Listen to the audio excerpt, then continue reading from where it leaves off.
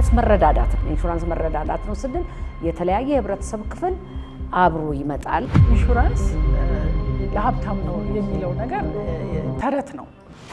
አንድ ሳንቲም ወስደን ስናሽከረክረው በላይ ወይንም በታች በኩል ጎፈርና እንትን ነበር የሚባለው ዘውድና ጎፈር።